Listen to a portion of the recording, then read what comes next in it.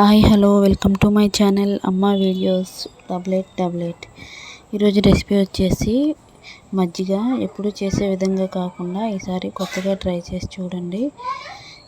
చాలా బాగుంటుంది. టేస్ట్ అయితే మన ఒంటికి కూడా ఎంతో చలవ చేస్తుంది. ఈ విధంగా ట్రై చేసుకొని తాగండి, ఓకేనా?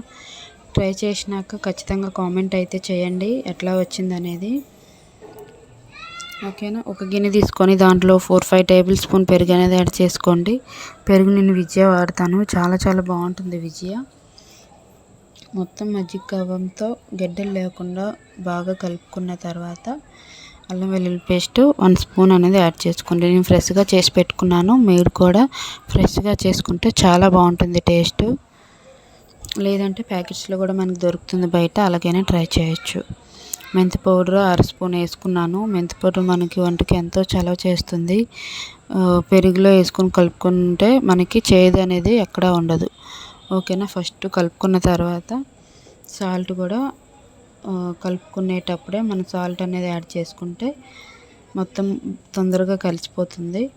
వాటర్ అనేది యాడ్ చేసుకుని 600 ml బాగా నొరగొచ్చేంత వరకు కూడా మనం గిలక కొట్టుకుంటే చాలా బాగుంటుంది టేస్ట్. నొరగ వస్తే చాలా బాగుంటుంది, ఓకేనా? నాకు 3 గ్లాసెస్ మజ్జిగ అయితే వచ్చింది. ఖచ్చితంగా ట్రై చేయండి.